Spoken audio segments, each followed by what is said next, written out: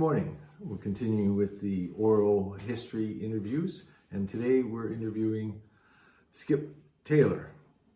Thank you, Skip, for welcoming us into your home, and we're looking forward to this interview. So Skip, let's start with, tell us your earliest memories of Fort Stanley. Probably I was 5 or 6 years old. My parents and my grandparents summered together often. They rented a house or a cottage down on Edith Cavell, down towards the clay banks.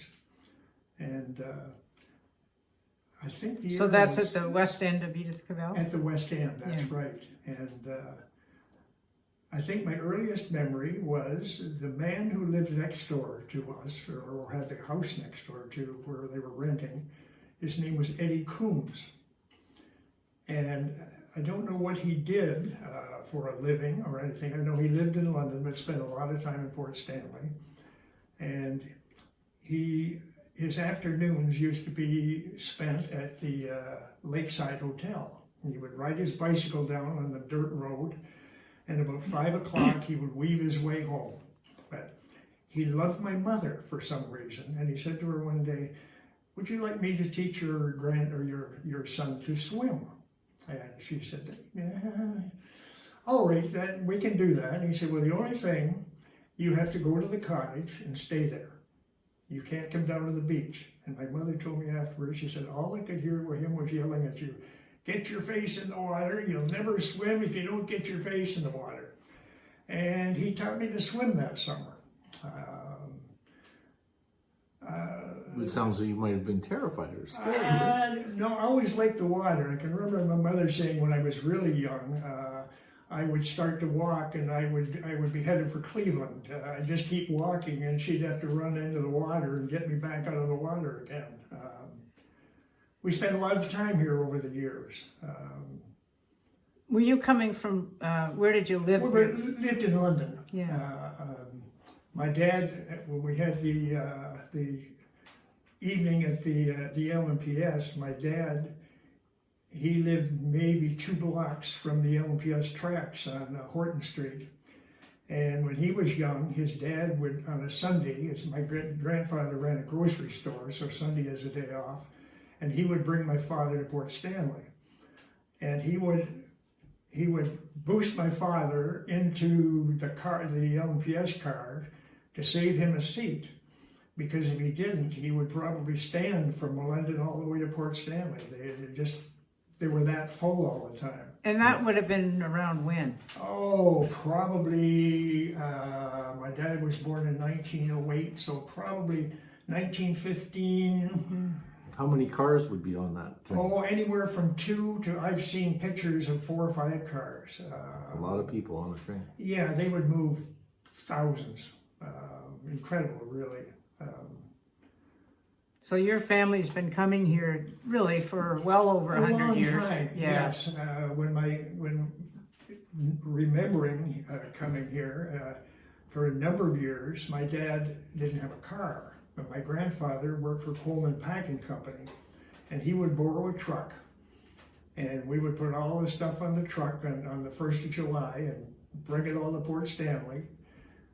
Labor Day weekend, he would borrow the truck again and move everything back to London again. And that would be shut down then. The cottage would be completely shut Well, down. these were all rentals at the time. Oh, I see. And my father worked for a company, a wholesale hardware company, and it was only about 2 blocks from the London CNR station. So all summer, he would take the LMPS every morning to London, work for the day, come home. We would meet him at the beach station and come home. He'd spend the night, do it again. It was a commuter train for him all summer. It was a commuter train for him for 7, 8, 9 years, something like that, until 1954 when he bought this. He had finally had a car at that point, but yes. The nice thing about him traveling that way, he would have no trouble getting a seat because That's right. He was at the first part of the line. He didn't have to worry about that. everybody was going the other direction at those times. And when you rented cottages all those years, or your parents did, the first one you remember was Erie Rest, but were they all over, always in the same place? Yeah, always in Erie Rest. Yeah. There were two. We spent a couple of years there. We've been 4 or 5 years in different ones around this area. And here we are in Erie Rest with you today. Here That's I where am you in, ended up. A whole bunch of years later. So this building here was bought as a cottage, And a cottage, yeah. a summer cottage only. I should. Got a Oh, picture. what's he got? Oh, There's what it was when my dad bought it in 1954. wow. Yeah. I'm just gonna. I'm not. Well, we'll put that in. insert that in, but you know, that looks not that different from some of the, like there's an older one right around the corner from you They that were all very, still looks like very that. similar. Yeah. I think Yours has been there fixed were up maybe since 2 then. or 3 builders that built most of them, I Yeah. think. And so you came here every summer of your Yes, life. Yeah. Every summer, 2 months. And when you got to be like a teenager or whatever, did you work down here in the summer, or did you have a summer job No, in London? I Or worked in London. Yeah. So in fact, I worked for the company a couple of years that my dad worked for, and worked for Kellogg's one summer, but different jobs. Would you come down on the weekends on your Oh, time always. off? Normally every night. Okay. Wow. on the Yeah. train or driving or what? Usually driving. Yeah. Yes. I don't know if there was ever a summer. I traveled a fair amount after school. There was never a summer that I wasn't here for at least a couple of weeks. Yeah. And when you were a young person, what kind of things did you do in Port Stanley in the Well, summer? there were always lots of young people around in those times. And there was always, you had to be up first thing in the morning was fine, out the door. You had to be home for lunch. You had to be home for supper. And you had to be home when the lights went on. Other than that, friends of mine who I still have friends that were here in those days, and we said, our parents had no idea in the world where we were. We were all over this place, up and down, and boats and parties, and You're going to tell us a little bit more it was about these wonderful things? times. Give us an example. Well, when we were early teens, up the hill, up to the McCormick's picnic or the Labatt's picnic or whatever, and Up on Inverary Heights. And there were races, we might win a nickel. It was free food. It was.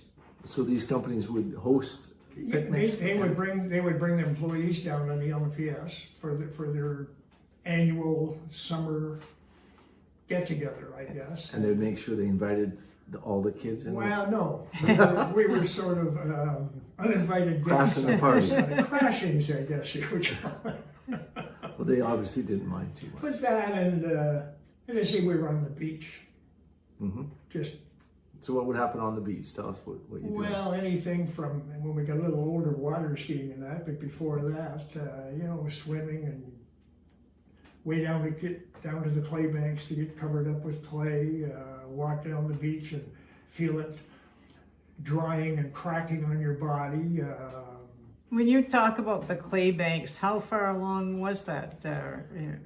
Oh, probably in today, maybe a kilometer down, and there was a big pool, I don't know what else you would call it, of wet and clay, and you could almost, it was just like sticky mud. Past where all the cottages are. Yeah. Yeah. And you would, for some reason, would coat yourself. well, and that Everybody used to did. be one of the deals to do. Even people who, they must have known about it, but they'd walk down, and then even from the main beach, and then they'd walk back with all this clay all over them. Maybe it was a health spa. I don't know. And Fun then, times. what about, we were chatting a little bit earlier about the Stork Club. Was that Yes. part of your younger life? When I was young, often on a Saturday night, there used to be some they'd have been 12 to 15 foot benches out in front of the Stork Club. And my parents would walk me initially, and then my sister and I, my one sister, and she was born, and we would walk down and often sit on one of those benches for half an hour or something and listen to some of the music. And when it was in high school, if you had tickets to the Stork Club, like dates were very easy to get. Like, you know, the Four Aces would come and play. Johnny Downs was always the background music for any of the singers. Big bands, still my favorite kind of music. And everybody was dancing, I guess. Eh? Everybody was dancing. Everybody was dressed. You know, you wore a suit and tie. The Optimist Club that I belonged to down here for the last year and a half that the Stork Club was running, we ran it for McManus for a year and a half, and it was interesting. We hired the bands and ran it, and then unfortunately it burned. That was the end of it. So it doesn't sound like when it was reopened, it didn't stay open It did well forever. for a while, but you know, it got to the point where it's even much so now. Dancing isn't a big deal anymore. Like every hotel, no matter where, here in particular, every hotel on, you know, Thursday, Friday, Saturday would have a band. There'd be a dance floor, and it was a big deal for a while. And then it just sort of went away and went away. And So the Stork Club was built originally. by the City of London. Okay. It was- In what year was that? Memory 1932, 33, somewhere in that. That'd be in that. And it's interesting because I didn't know this part of it. So did it run for a while and then close down, and then McManus reopened it? It closed for a short time. Okay. I'm not sure which year. It was leased out to a couple of different people over a number of years, and probably 1968, 69, it closed. It was closed for 2 or 3 years. And then Joe McManus bought it and restored it, did an incredible job. The dance floor was 100 feet by 200 feet, so it was a large building. In the early days, they would have 4,000 or 5,000 people. There was no seating though. There was a railing around, and you bought a ticket for a dance. 5 cents a dance. You went on the dance floor, the band played, the band stopped, you left the dance floor. If you wanted to dance again, you had to have another ticket. Those days were big. That was in the years when the LMPS was bringing, especially during the war years, when all the infantry and flyers and that were around this area. It got to the point too where it all went downhill for a number of years. After McManus bought it, was reasonably successful for a few years, and then it was so big. You know, if you got 500 people, it looked like there was no one there. It's got too big for the times, really. Tell us a bit about what it looked like inside. Like when you say it was very grand. Oh, it was beautiful. Floor was just immaculate all the time. They had there are pictures of it. They had these big globes hanging from the ceiling, silk globes, a big what would you call it? A big light in the middle with the little mirrors on it that would turn. Like a disco ball. Exactly. They wouldn't call it that, I'm sure. Long before its time. Very elegant, as I say, and everyone was dressed. You know, no one showed up in anything but a suit and tie. The women were always, you know, in dresses, and it was a real, in those days, a real night out, special occasion. So we're sitting in what, when you were a kid, was your cottage, or Yeah. when you were a teenager, and now you're living in it full time. Yeah. You lived in London, but what made you want to live down in Port Stanley, and what made you make this your home? Well, one of the easiest things, I have a brother, Laurie, and he lives up in Collingwood area. And when he comes to Port Stanley and drives down the hill, he says, "You know what? I'm home." Our home in London, that was our home, but Port Stanley, that was the special home. For my two sisters and my brother and I still is. They come to visit and we sit and talk about what we used to do and how much fun we had. Summertime fun is Summertime fun, That's yeah. right. And have you got friends from those days that are still friends here in Port Stanley? Not too many. Yeah. They're getting few and far between. I'm 86 at this point, and there ain't a lot left. I still have, though. I got together June. 8 of us got together. Youngest guy was 84. We went up to up north for 4 or 5 days. One of my friends had a cottage up there, and we went and told stories for 3 or 4 days. So you've stayed friends all these years. We have, yeah, That's 70 plus years. Wow, that's great. The majority of us played football together. We went to high school together, and we won a championship. And I don't know if that was one of the things that held us together, but Which high school were you at in London? London Central, Yeah. Central Collegiate. Yeah. One of the chaps who was at he's a research doctor, and he lives in Wisconsin. He's the organizer. He somehow got a whole bunch of emails and email addresses, and a number of years ago, and we get together at least once a year, just to see where everyone is, I guess, more than anything else. Stay in great. But we're down now. Yeah. Of that football team, there's 5 of us left. Wow. Yeah. So going back to this house. Back to Port Stanley, yes. With this house here. So your dad bought this My house. dad bought it in 1954. Mm-hmm. In about 1962, I'm guessing. He redid it, put this lower level on. My wife and I, my parents at 1984 decided that they were getting old and they should move back to London, be closer to hospital and blah blah blah. So my wife and I bought it from my mother, and actually in 1984. And then we redid it again.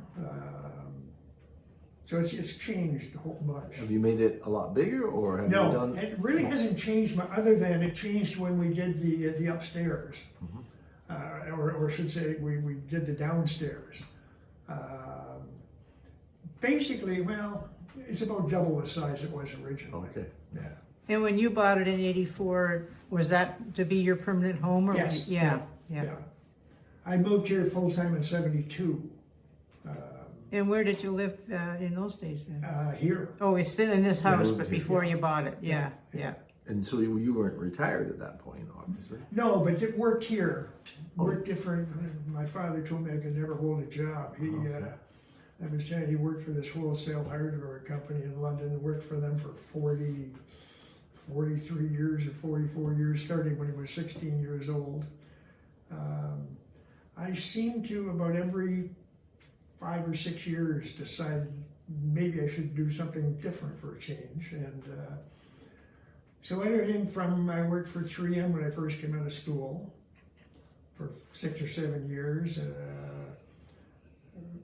Managed the Clifton Hotel, was in a construction company. Tell us about the jobs you did when you were here in Port Stanley. Basically that. Say, worked for the Clifton Hotel. Okay. Worked in construction down here for a while. Ran a gravel pit just outside St. Thomas. It was gravel and construction. Had a real estate office for 5 or 6 years until the interest rates went up to 23 and 24%, and I decided that was not the place to be, so it was time to change again. But different things. Different things. Well, tell us a bit about the Clifton. When did you manage it, or when did you work there? And Well, that was where I met my wife. She was working there, and her sister was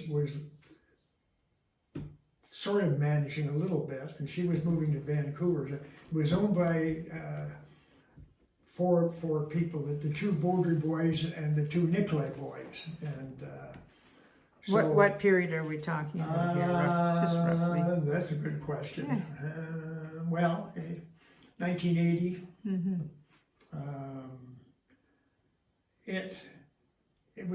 They bought it at public auction.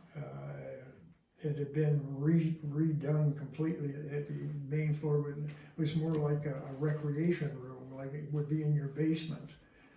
They spent a lot of money on it, the Armitage people, and ended up going bankrupt. And the guys I worked for bought it at public auction. So that was probably triggered by those high interest rates. Yeah, no, this was long, but this was before that. They just, I know the guys who bought it said, you know, thankfully it was done because there's no way that they could have afforded to do all that work. I saw in some pictures of it before it burned that there was a Yeah. lighthouse on the front of that. Well, that was added on after I was there. Oh, okay. So that was added on 90s. So was that just decorative? That wasn't an old lighthouse from anywhere? No, Yeah. just, I don't even know where the idea came from. Port Stanley, I Port guess. Stanley, I guess. I know a lot of people cried when it burnt. The going concern, not concern, everybody was amazed it could burn because they said, you know, there'd been so much beer spilled on those floors over the years, there's no way they should have burnt. Tell us a little more about when you worked there and what was going on. It was fun. Who That used was it back in the days when you had bands all the time. You had bands every weekend. There was dancing. Calypso weekend was just really getting going at that point. We would tent the whole parking lot and run 2 bands inside and 2 bands outside for 4 days. And I would basically count money for 3 days. Just pick up money, go upstairs. And what Put it in it the was bag. a restaurant as well as a bar. Eh? I remember being good fish there. Eh? Yeah, the restaurant was very small to start with, and then London Free Press had one of those people that travel around to restaurants, and then they write a review. And they came down to Port Stanley, this small restaurant, and wrote a review, and all at once people were coming left, right, and center. So the guys decided to put a large restaurant, rebuild it on the back end. And Calypso weekend was the opening, which probably wasn't a great idea, but anyway, the Friday night, the furniture's just arrived, and we're trying to get the furniture wiped down and cleaned up and put in place, and there's 50 people lined up outside trying to break the door down to get in, and was highly successful. Did very, very well for numerous years, a lot of years. And it was very busy even when it got to the point where it had the fire? No, Okay. it had. There was a woman who she ran the restaurant part, Teresa, and she was an amazing cook. She was very, very demanding. Food was done right and quickly, and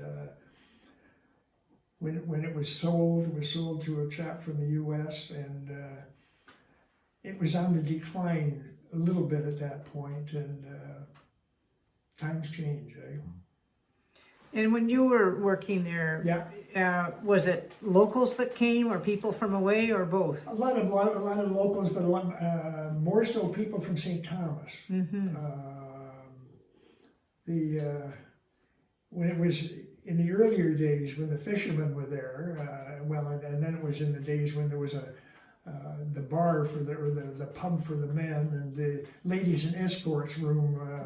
If you didn't have a woman with you, you couldn't go in that room. But anyway, it just how times have changed. Explain to me how that worked.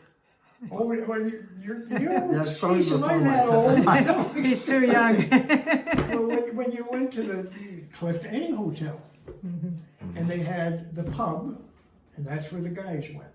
And then they had another room, was ladies and escorts.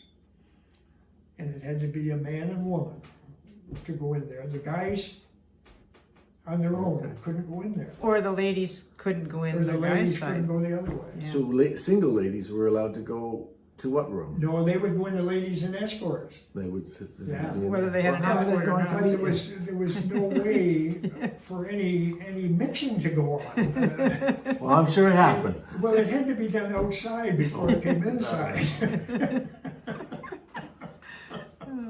So I'm kind of curious. You said you did some construction work here. Yeah. So any projects that you worked on here in Port Stanley? Well, the fire hall, for one. The original fire hall? Yeah. Same guy who did the Two Forks building there. He did the fire hall. Did that with him. What was your part of that? Grunt work. Okay. Yeah, that's basically all there was, like That's concrete and cement blocks and a lot of grunt work pouring and concrete and construction. Yeah. So those are two pretty significant buildings. yeah. When the fire hall was the last one though, and that was time for a change after the fire hall. That was getting a little too physical. So that would have been a renovation because that was No, the fire hall was completely new. Was it? Yeah. Because there was a gas station there. There was a gas station before. But that was torn Norman down. Dean's gas station. Before that was the blacksmith shop. Joe Sharp's place. And those buildings were eliminated. And they were Okay. eliminated, that's right. And All right. the fire hall was put there. Any idea what the thinking was to put it there? Like, it's such a funny corner, right? Hindsight is, yeah. You're busiest corner in the whole doggone place. But at the time, I guess it was available and it was in the town. And I know there had been talk at one time that they were maybe going to put it up where the ballpark was, and there was a big uproar about, oh, you can't take the ballpark down. And so that's where it was built. And then what'd you do after the construction? Well, that was when I decided that I was going to go into real estate. So I did the real estate exams and went into it with another guy into a Century 21 office in St. Thomas. And were you dealing with lots of Port Stanley Lots of Port properties? Stanley properties, yeah. Mostly St. Thomas, but a fair number of Port Stanley. It was a lot smaller though. Yeah. Like the recent building is incredible in a lot of ways. And they didn't sell for as much in those days. Well, in 1954, my dad paid $2,600 for this property. The lot next door was bought a few years later, and I think Dad paid $1,600 for it. It's 51 by 150 feet deep, and Wow. was owned by some people from Michigan. And my dad had said to them, if you ever sell it, I'd be interested in buying it. And one day there was a letter arrived and said, we have the lot for sale. We're asking $1,600. We've had an offer on it, but I told you that I would tell you if I was going to sell it. And there was a phone number. My dad got on the phone, got off the phone, said, "Mother, get your purse. We're going to Michigan." And is that where your garage is now? Actually, that's still on this property. Oh, okay, so it's the next one over. Yeah. Wow. So they came back a number of hours later. Well, okay, we own a lot. Have you done any building over there on that lot? No. Just had the It's just space. nice to have. Yep. Place to park the car. Yeah. Different. So what else, what other changes have you seen in the village? When they have, what's it called? Pump House Beach. When the water pump was there, that was when the Port Stanley water came from. And they had their own station there. They had a drinking fountain out front that we'd stop at and have a drink of water on the way by. And are we talking about on Edith Cavell there? Yeah, they call that Pump House Beach now. There's a couple of houses at the Edith Cavell end of it. Yeah. I'm trying to, God, Is any of that I structure remember there still? years. Pardon? Is any of the structure still there from the pump house? No. No. No. Completely torn down. Then they sold the 2 lots at the front and then kept the beach part for a beach for the people in that area. Yeah. I didn't know anything about Yeah. that, so that's interesting. Yeah. And then that supplied water for both sides of the river? Yeah, for Port Stanley. And I'm not sure when that ended. There was a tower there was a tower up on Front Street. Yeah. And a tower up, not where it is now, but up in that area too, on the other side. Mm-hmm. On Hillcrest. Yeah. Yeah. What's his name? John Bolt used to run the water system down here years ago. Yeah. What else is new around? Boy, A lot of changes. it's, So what are some significant things that may have happened? Maybe, catastrophes of some sort, fires? We talked a little bit about. well, we've had some bad Historic, fires, you know, yeah. I guess one of that was the worst one or not, when the bathhouse burnt down on the main beach. Somebody must have lit it up because it was off-season, closed up completely and got on fire. One of the firemen down here was kind of badly hurt. Something had fallen and hit him on the head or something, but Was that, That were was you a in bad town? Were you fire. here when that happened? yes. You remember yeah. going over to see it, or? Yes. Yeah. When the Stork Club burned, a friend of mine was, he and his lady were living down close to the Stork Club, and about 6 o'clock in the morning my phone rang and Bill said, "Hey, it's on fire." I said, "What do you mean it's on fire?" "The Stork Club, get down here." Wow. So I went down and it was going pretty well at the time, but I can remember a couple of the firemen coming out to us and saying, "Does anybody know how to turn off the sprinkler system?" He said, "We're drowning up here." Oh, there's so much water There going was so much water, but That's good. it wasn't hitting and the majority of the damage was smoke. One corner of the building was built, but there was no big deal in that corner. That wasn't where the hydro was or anything major. But it seems that it was just, as we were talking before, it was just too big for the time. It was a huge setback probably at that point. Yeah, of and its for the success. time, is it worth it? Can we make money out of it? And I think they just decided no, it wasn't going to work. So down it came. It was a steel structure we could see from the photos that Yeah. you showed me earlier. Yeah, So they would have been able to get some salvage out of it. yeah, and a lot of the wood was taken somewhere because it was all the whole floor was maple hardwood, and that all disappeared. A lot of the accoutrements were bought by different people. Garnet Spears, who was Stan Spears' dad. He bought a bunch of stuff. The big, I don't know what you call that, ball. Anyway, it ended up up north over a swimming pool, an indoor swimming pool. Of course it would.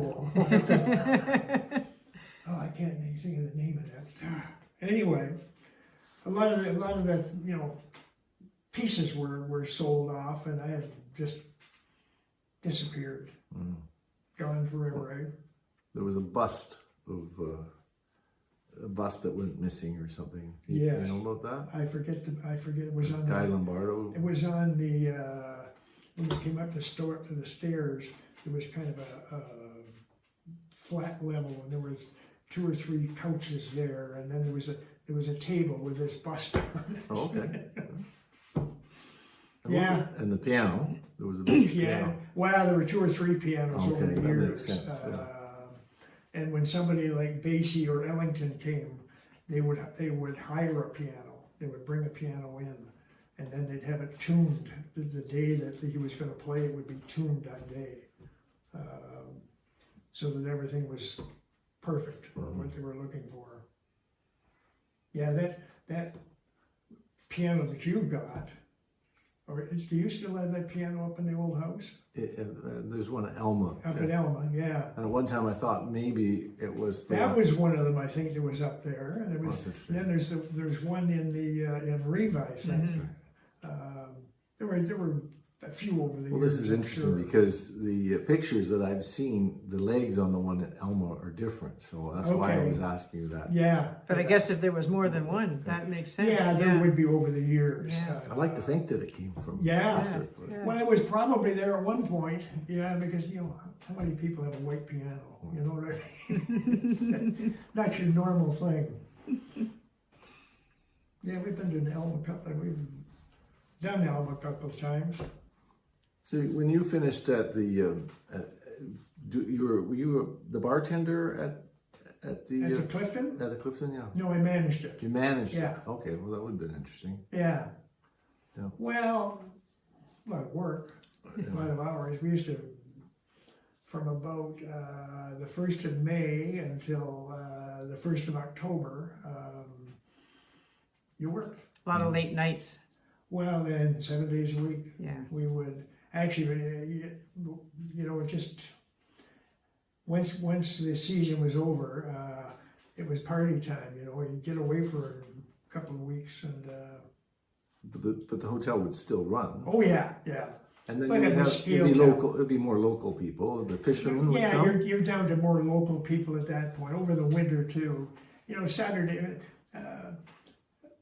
Monday to Thursday would be basically people from here. Friday, Saturday, often, you know, you have a lot of people from different places. London, St. Thomas, a lot from St. Thomas. Was that your final career? Oh God, no! That was So was you in the did- so middle. you- That was in the middle somewhere. I went to work for. Who did I You go did to the work for? real after estate? that? Well, Construction. Yeah. No, that was when after that I went into the gravel and construction, and then I worked for Hayes Dana. What's that? They were a Thomas. company in St. Thomas. They made gaskets for anywhere from a kiddie car to a tank. That seems like a very interesting shift. Yeah, it was. See, you had to do something different. you Right. know? You I seem think like your dad was someone right. Well, and I you get had bored. well, I had a friend who worked there, a guy who was Okay. in the office, and he said, you know, what are you doing now? He said, well, I'm kind of between things. I said, well, why don't you come and work there? So I went and talked to them, and they got hired, and And what was your then they job? closed. What was your job there? Well, I ran worked in their shipping department for a Okay. while. Worked on the lot. They had a couple of small lines in there. Did a little work with them. They closed in 2001 or 2002, and I was whatever at that point, 60 or whatever, and decided, you know. Nothing else was inspiring. you Nothing for- else that's inspired me, and Right. what am I going to get at my age anyway? Well, you're very wise. So I sort of, actually, go back a step. When the interest rates went up, I went to, things were not good, and a guy that I knew was at the arena, and I went and drove the Zamboni for one season at the arena. The Port Stanley Arena. Fort Stanley. After I retired, I didn't know anything the first year. The second year, the same Halwyn Grenowitz was still the manager, and he called me up and said, well, what are you up to? No, not much. We need somebody part-time, you know. Any interest? I said, yeah, I don't know. What do we do? Well, you just, you know, in the winter, drive the Zamboni and be here. So I did that. I signed a one-year contract with them that lasted 11 years. Yeah. So what you call retirement was actually still working just in another job. Well, yeah, but not, there's nowhere near as much. Nothing in maybe I'd work 2 or 3 days in the summer, which was perfect in Port Stanley. Who wants to work in Port Stanley in the summer? I mean, you know, wintertime, yeah. And I had my oldest son in particular was really into hockey, so that.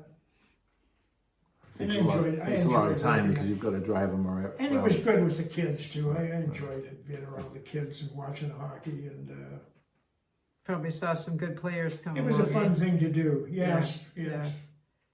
And then what do you do these days to keep busy? Because I see you out walking your dog. It seems retirement is really difficult. You know, I've decided that, you know, you seem to be very, very busy. But I decided that you're really busy because what you do today, if you don't get it done today, well, tomorrow's okay, or Wednesday or Thursday, whatever. So I don't know. I've got actually I'm going to say 15-year-old as of Wednesday, a 15-year-old grandson who still comes and spends every other weekend with me and comes every Thursday night for dinner. He was my wife's pride and joy, and when she was in her last days, she said, "You look after that boy." So I'm afraid not to because I may be haunted. So I look after that boy. Well, But you probably and then you love doing it. I know. my son Michael, in fact, I was one of his in-laws were on the phone. He lives in London, married, got 2 young kids who, God, they're 26 months and 2 months. Wow. The Busy, 26 busy. months is the Energizer Bunny. She never stops. When they come, it's just bedlam. But it's fun. So there's lots to do. Yeah, and as you say, like, Theo right now is in the bedroom with the door closed. That's the dog. That's the dog. He's been pretty quiet. I'm Oh, impressed. well, if he was down here, he'd be, for the first 5 or 6, 7, 10 minutes, and then he'd be going crazy, barking, running around, jumping up and down. I think Dave's going to want him when we're done. We want to meet him here when we're done. Oh, Bring yeah. the dog down. Yeah. Let us see Oh, the he's dog. a good dog. Yeah, He's a great dog. little dog. Yeah, fun. Tell us, What else is in Port Stanley? where did you get the name Skip? I have no idea. All I know is my mother's sister, Virginia, gave me that name when I was a baby, Oh, and I had no idea. and so do most of your friends all through school and stuff knew you as Skip? Yeah. Well, for a while, all through public school, high school, a couple of years into high school, I was playing basketball, and there was a Tom Taylor, and the coach would scream Taylor, and 2 guys would turn around. He said, somebody's got to have a nickname, and I can't remember who. Somebody seemed to know, hey, you. And it came back and has never left. When I worked for Dana, somebody had called and asked for a Murray Taylor, and they were told that nobody was there by that name. There was another Skip Taylor in St. Thomas. His wife was in real estate. Oh, for heaven's Yeah. sakes. Yeah. He died. Friends of mine in Toronto heard that Skip Taylor had died and thought it was me. You wouldn't think there'd be too many Skip Taylors. You wouldn't. but, That's right. yeah. That's right. Yeah. In such a small area. You know, big changes in Port. You know, Kokomo. That was just a bog. Used to be a farmhouse on that property, and I had a farmer, and he had pigs and grew some stuff. And my dad, when kids were little, would put them in the walker and walk them down there. And there was a low area there that had some water in the bottom of it and mud and all that. And he'd take the grandchildren down to see the pigs. Was that the Walkers farm, or I don't. or was it Mars? Somebody was in No, it there. wasn't Mars. It might have been Harold Walker. It was a man who owned it when I knew it. He had. This was after it was a farm. Yeah. It was just open land. Yeah. But yeah, it was just a bog at the time. And then on the Carlow Road was the Shamrock Chemical Yes. plant too, eh? Yeah. Nobody ever knew anything about that. There was a building way back off the road. I think it's still there. Still there. And I always thought, you could manufacture an atomic bomb there, and nobody would know. Like it was just sort of something over there. You know. Now, I'm told there's a sign over at Kokomo there that there's maybe going to be a driveway out of there. Well, I think it'd be a good idea to have another access. But see, they didn't want to sell it. It's Yeah. an oil company Yeah. in the U.S. Yeah. that owns it. Yeah. Well, maybe they're finally going to get that sorted out. That'd be good. Well, they couldn't make a deal. Yeah. they were doing they're supposed to be reclaiming used oil. Yeah. Dirty subject, just what we need in Port Stanley. Well, That was the other thing I can't remember. You might know. When did those oil tanks go on the beach? Hmm. Do you know what? I don't It's know. pretty I recent should though, look eh? at it. Yeah. Oh yeah, because I remember as a young guy, that's where the sailing club was. Yeah. That building that's at the marina was the sailing club's clubhouse down there, and it was moved from there up to Stan's Marina. And the marina at that point was just in the breakwater there. There were a few small sailboats, and you know that was the end of the yacht club at that point. That must have been But quite. that's right where the tanks are. They put those tanks up fairly recently now. In Yeah. the history of things.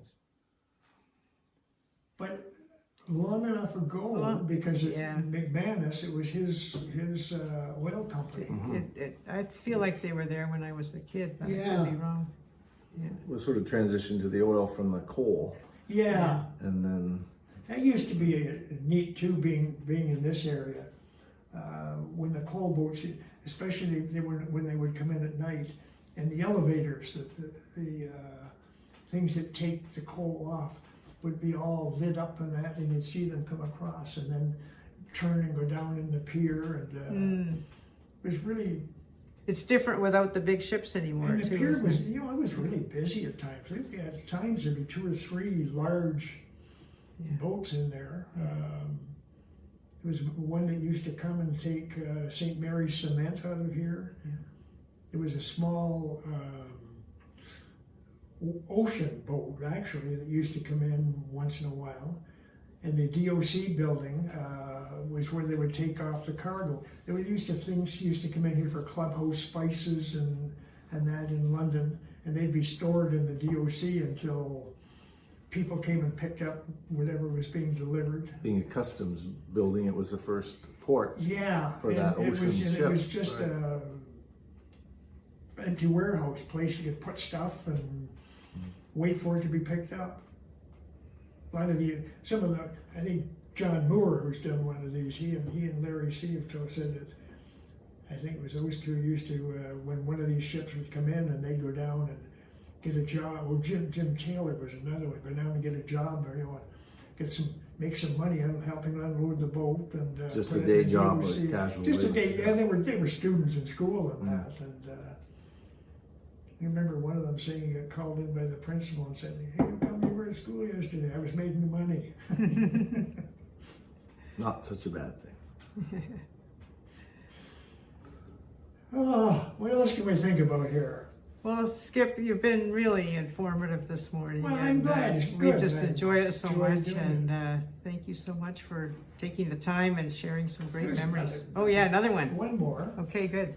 When my parents got this, Lloyd Stevenson, Stevie, he was the one who built the fire hall and did Two Forks building. So you were working for him. I worked for him. He lived across the street. Actually, he built the house next door. And then when he bought the one across the street, when he built the one next door, his family was about the last people here in the fall. Everybody else left and went home. And his girls and that, they were all alone. Everybody's leaving. You know. Now it's just about the opposite. You know, And- it's just about everybody's full time. So I went to high school with Dixie Stevenson. Dixie, That yeah. was his Dixie was daughter. one of his girls. Yeah. Had 7 girls. Wow. Yeah. They always said he was trying to have a boy, and he just couldn't do it, so he just kept having. And then the girls all married. There's only one girl in all the girls' families.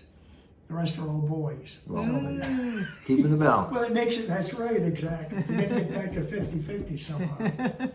Yeah, this was wintertime. This was just quiet. Right. It was a beach spot. Right? And It was- we'd come it's down in the cottages. winter though, in the old cottage, and my dad had a space heater, and we'd come down on a Sunday, and no water though.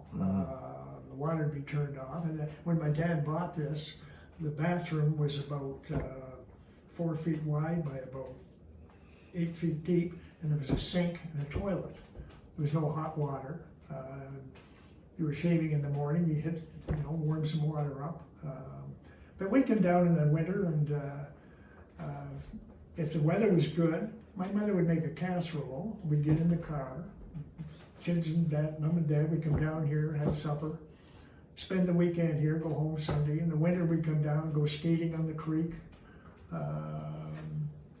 So we used it a fair amount. When I was in high school, my son shouldn't hear these kind of things. This became the party house when my When your parents weren't here. Yeah, exactly. I had the key, and party at Taylor's place. Let's go. Oh, Well, Skip, this has been great. Well, and thank you so much I'm for happy to do it. many great stories. And, Thank you, Skip. that last meeting. I enjoyed seeing those little excerpts from that, from these. And you'll be in the next year's version. Uh-oh.